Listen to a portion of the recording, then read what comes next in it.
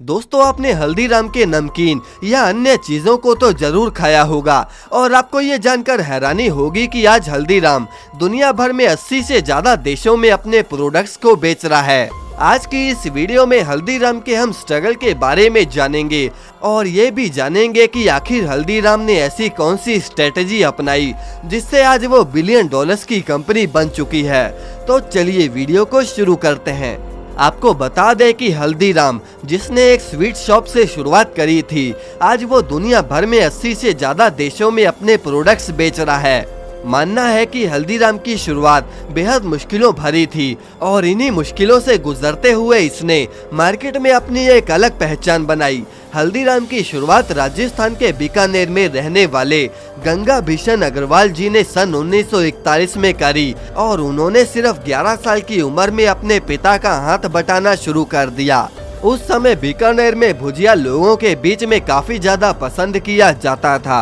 और वहाँ के हर एक दुकान पर भुजिया बेचा जाता था और सबका टेस्ट भी ज्यादातर एक समान ही होता था। एक बार इनके परिवार के किसी बहू ने इनके पिताजी को भुजिया बनाकर खिलाया तो उनके पिता को उस भुजिया का टेस्ट इतना ज्यादा पसंद आया कि उन्होंने इसे मार्केट में बेचने का सोचा। लेकिन हल्दीराम जी इस छोटे से बिजनेस से खुश नहीं थे और वो चाहते थे कि वो खुद से अच्छी क्वालिटी का भुजिया बनाना सीखें जिससे मार्केट में कोई मुकाबला तक ना कर पाए। उनके लगातार कोशिशों के बाद वो एक ऐसी नमकीन को बनाने में सफल हो गए जो कि मार्केट में किसी के पास नहीं था। उन्होंने अपने ही पिता की भुजिया में कुछ ऐसे चेंजेस करे जिसके कारण आज वो पूरी दुनिया में जाने जाते हैं। जिसमें पहला बदलाव ये था कि वो भुजिए को बेसन की जगह मोठ की दाल से बनाने लगे जिससे भुजिया और भी ज्यादा कुरकुरी और टेस्टी हो गई। दूसरा, उन्होंने अपने भुजिया का रेट मार्केट की भुजिया से थोड़ा ज्यादा रखा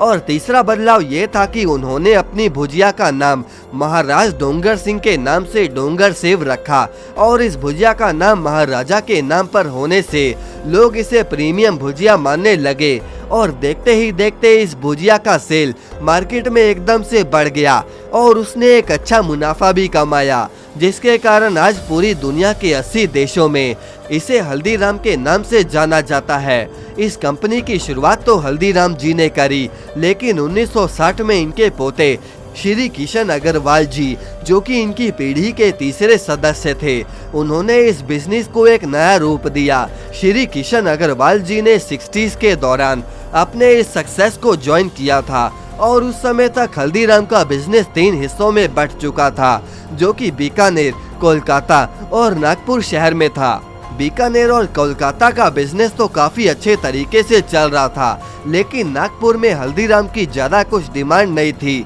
नागपुर ही नहीं बल्कि पूरे महाराष्ट्र में भुजिया को इतना ज्यादा पसंद नहीं किया जाता था, जिसके कारण महाराष्ट्र के लोगों के टेस्ट और रुचि को जानने के लिए किशन अग्रवाल जी महाराष्ट्र के मार्केट में रिसर्च करने के बारे में सोचने लगे। नागपुर के मार्केट के एक लंबे रिसर्च के बाद श्री कृष्ण जी को एक अपॉर्चुनिटी नजर आई कि महाराष्ट्र के लोगों को स्नैक्स के बारे में ज्यादा नहीं पता था और मार्केट में मिठाइयाँ भी कुछ गिनी चुनी ही थी। इसीलिए महाराष्ट्र में उन्होंने अपनी खुद की फेवरेट काजू कतली मिठाई को लॉन्च कर दिया। शुरू में वहाँ के लोगों को इसके बारे में पता ही नहीं था और इसीलिए शुरुआत में जो भी कस्टमर उनकी दुकान पर आता वो उसे फ्री में काजू कतली टेस्ट के लिए देते थे और लोगों को ये टेस्ट इतना ज्यादा पसंद आया कि देखते ही देखते पूरे नागपुर में इसकी सेल तेजी से बढ़ गई। काजू कतली के बढ़ते हुए डिमांड को देखते हुए इन्होंने बीकानेर और कोलकाता की और भी मिठाइयों को यहाँ पर लाने का सोचा,